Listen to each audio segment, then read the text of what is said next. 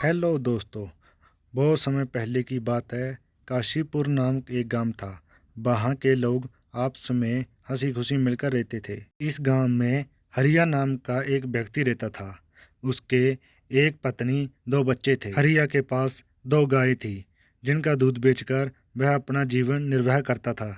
इस गांव में समस्या थी पानी की, क्योंकि पूरे गांव में एक ही तालाब था। लोग इसी तालाब से पानी भरकर अपने दैनिक जीवनचर्या में काम किया करते थे। गांव में और कोई पानी का साधन न होने की वजह से लोगों को इसी तालाब पर निर्भर होना पड़ता था। हालांकि लोग अपनी इस जिंदगी से खुश थे। कुछ समय ज्यों ही हंसी खुशी बीत जाता है, लेकिन एक दिन जब गांव के लोग तालाब में पानी भरने जाते हैं तो देखते हैं तालाब में बड़े बड़े मगरमच्छों ने कब्जा कर लिया है। अभी लोग तालाब से पानी भरना छोड़ देते हैं क्योंकि मगरमच्छ उन्हें मार सकते थे। थोड़े दिन बाद कुछ लोगों ने हिम्मत करके उस तालाब से पानी लाने की कोशिश की, लेकिन तालाब के मगरमच्छ उन्हें भी मारकर खा गए। इस घटना से पूरे गांव में भय और हड़कंप मच गया। इस घटना को लेकर गांव के लोग दुखी हो जाते हैं और वो आपस में बात करते हैं कि बड़े बड़े मगरमच्छों ने हमारे दो भाइयों को मार दिया। अगर ऐसे ही चलता रहा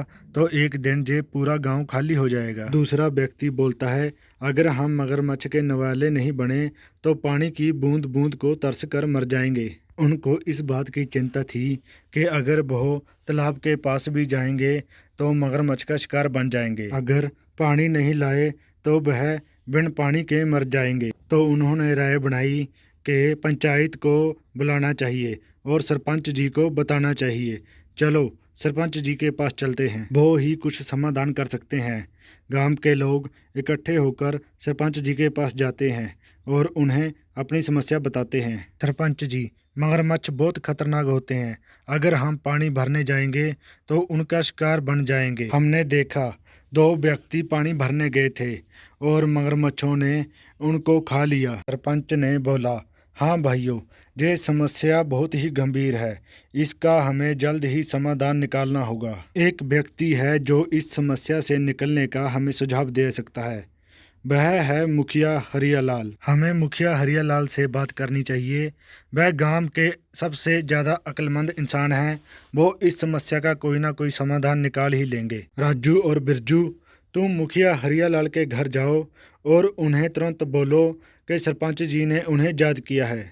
दोनों व्यक्ति मुखिया के घर जाते हैं और मुखिया को ले आते हैं। सरपंच जी, बताइए आपने हमें कैसे याद किया? हरियालाल, हमारे गांव के तालाब पर मगरमच्छों ने कब्जा कर लिया है और गांव के लोगों को पानी की समस्या हो रही है।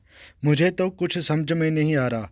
तुम इस समस्या का कोई समाधान निकालो। आखिर उन मगरमच्छों से कैसे छुटकारा पाया जाए? मुखिया गहरी सोच में पड़ जाता है और वह एक उपाय सोचता है और सरपंच जी से कहता है, सरपंच जी, मगरमच्छों से लड़ना इतना आसान नहीं है।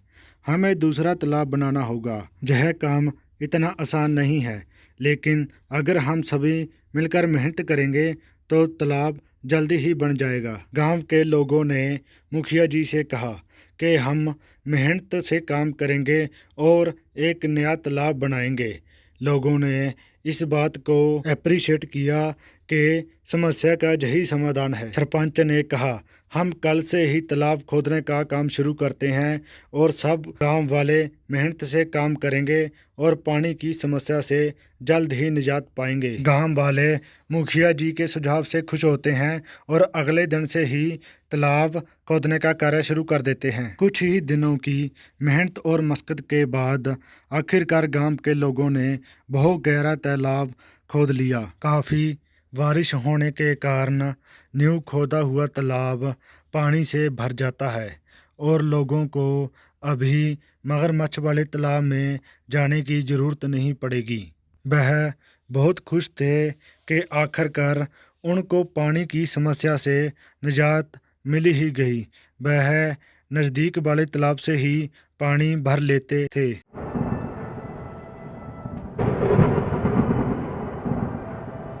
ऐसे ही हंसी खुशी दिन बीत जाते हैं। गांव के लोग तालाब होने से बहुत खुश थे, लेकिन एक दिन गांव के लोगों की खुशी को जैसे किसी की नज़र लग गई।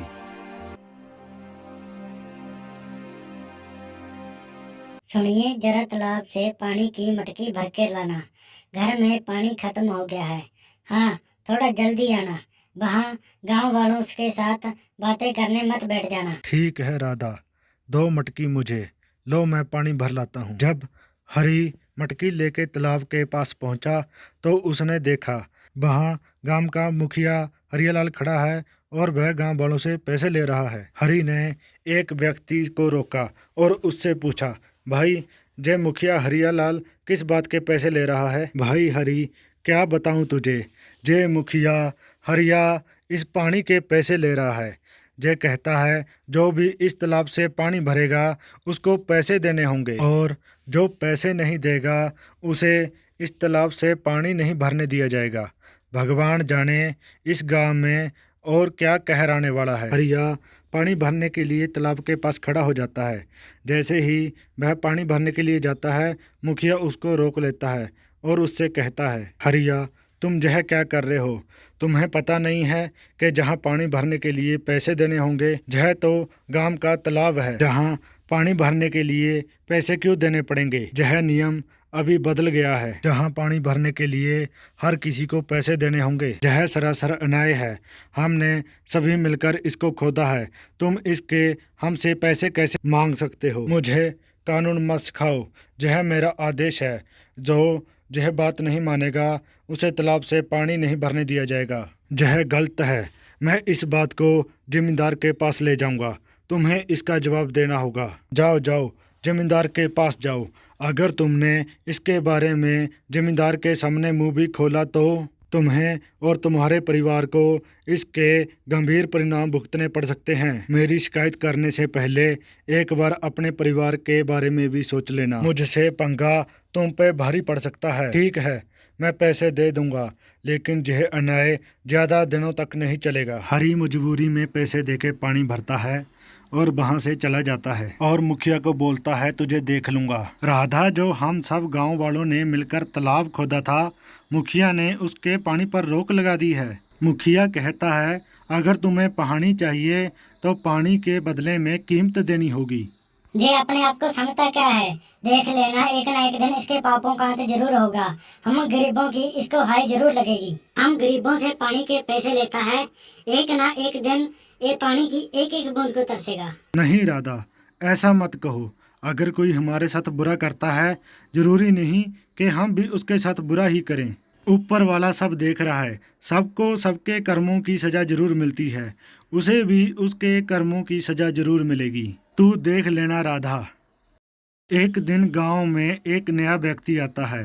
वह तालाब के पास पानी पीने की कोशिश करता है।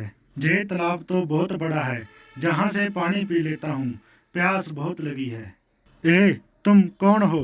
नमस्ते, मैं यात्री हूँ, थोड़ा प्यासा हूँ, पानी पीने के लिए रुका हूँ। जहाँ पानी पीने रुक गए, जहाँ पानी पीने के पैसे देने होंगे। पैसे? यह तो सरकारी तालाब है, पानी पर तो सबका हक है, तो पानी के लिए पैसे क्यों देने पड़ेंगे? यह सरकारी तालाब नहीं, यह हमारा तालाब है। अगर जहाँ पानी पीना है तो पैसे देने होंगे, नहीं तो चलते बनो। यह मेरा इलाका है, जहाँ मेरे नियम चलते हैं। अगर पानी पीना है तो पैसे दो, नहीं तो चलते बनो। वह व्यक्ति बिना पानी पिए वहाँ से चला जाता है और सीधा जमींदार के घर पहुँचता है। जमींदार के घर के बाहर मुखिया के दो आदमी खड़े थे। वह उस व्यक्ति से पूछते हैं, कौन हो तुम? तुम तो जहाँ के नहीं लगते। किस काम से आए हो और किसको मिलना है? मैं जमींदार साहब से मिलने आया हूँ, उन्होंने ही मुझे बुलाया है। मेरा नाम मोहन है, मैं जहाँ का नया कलेक्टर हूँ।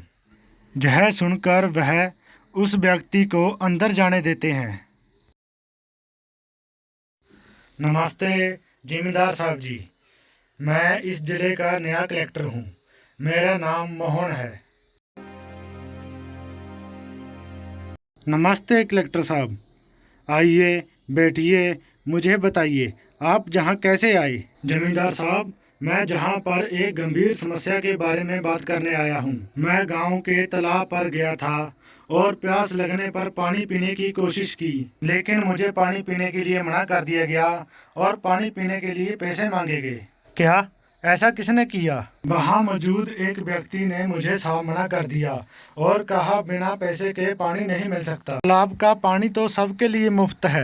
यह बहुत गलत है। मुझे माफ कीजिए कलेक्टर साहब, मैं तुरंत इस मामले के बारे में जांच करूंगा। जमींदार गुस्से से मुखिया के बाहर खड़े दोनों आदमियों को अंदर बुलाते हैं। हमारे गांव में यह क्या चल रहा है? तुमने मुझे इसकी खबर क्यों नहीं दी? मैंने तुम दोनों को काम पे किस लिए रखा है? तुम सीधे सीधे ये बताओ, जो कलेक्टर साहब कह रहे हैं क्या बात सच है? कलेक्टर साहब का कहना है कि हमारे गांव में पानी भरने के पैसे लिए जा रहे हैं। सच सच बताओ मुझे। जमींदार की फटकार से वह सब कुछ सच सच उगल देते हैं। जी जमींदार साहब, वह मुखिया हरिया लाल है जो गांव वालों से पानी भरने के पैसे ले रहा है। हमने उसे बहुत समझाने की कोशिश की थी, लेकिन वह नहीं माने। उस हरिया लाल की इतनी हिम्मत, उसने मेरी पीठ पीछे गांव वालों के साथ ऐसा व्यवहार किया। जाओ मुखिया को बुला कर लाओ और साथ में सभी गांव वालों को जहां एकत्रित करो। थोड़ी देर में मुखिया के साथ सभी गांव वाले भी जमींदार के घर पहुंच जाते हैं। गांव वालों, आज मैंने आपको ज़रूरी मुद्दे पर बात करने के लिए बुलाया है। मैंने सुना है आप लोगों से तालाब के पानी के पैसे वसूले जाते हैं। क्या यह सच है? सरपंच जी, यह सच है। हमें हर बार पानी भरने के पैसे देने पड़ते हैं। हमारे साथ बहुत गलत हो रहा है सरपंच जी। हाँ, पहले ही मुश्किल में है और ऊपर से ये नियम। मुखिया, क्या कहना है? यह सच है कि तूने पानी के लिए पैसे वसूले हैं? तभी मुखिया का ध्यान उस व्यक्ति पर जाता है जिसको मुखिया ने पानी पीने को मना कर दिया था। अरे ये व्यक्ति जहाँ क्या कर रहा है? अच्छा, इसी ने लगाई है शिकायत। जे इसको तो देख लूँगा मैं। बोलो हरीलाल, ये क्या चल रहा है? सच का तो मुझे पता चल ही गया है। एक बार मैं तुम्हारे मुंह से सुनना चाहता हूँ। जमींदार साहब, मैंने यह सोचा था कि इससे गांव के विकास के लिए पैसे जमा होंगे। अगर ये गलत है तो मुझे माफ़ कर दीजिए। माफ़ी का समय अब नहीं है। तूने हमारे गांव वालों के साथ और हमारे कलेक्टर साहब के साथ बहुत गलत किया है। मैं तुम्हें इस पद से अभी हटा रहा हूं। तूने अपने पद का दुरुपयोग किया है। अब गांव वालों को तुमसे कोई परेशानी नहीं होगी। मुझे माफ़ कर दीजिए जमींदार साहब। माफ़ी मांगने से कुछ नहीं होगा। अब से तुम इस पद पर नहीं रहोगे और गांव के फैसले में तुम्हारा कोई अधिकार नहीं होगा। जमींदार साहब, हमें लगता था कि ये तालाब सभी के लिए है, लेकिन ये मुखिया ने तो इसे अपनी संपत्ति ही बना लिया था। गांव वालों, मुझे खेद है कि तुमको इन कठिनाइयों का सामना करना पड़ा। मैं तुम्हें आश्वासन दिलाता हूँ कि आगे से ऐसी कोई समस्या नहीं होगी। तालाब का पानी सभी के लिए मुफ्त होगा। धन्यवाद जमींदार साहब, आपने हमें न्याय दिलाया। गांव वाले यह जानकर खुशी खुशी अपने कामों में वापस लौट जाते हैं कि उन्हें अभी कोई भुगतान नहीं करना पड़ेगा और उनके साथ कोई अन्याय नहीं होगा।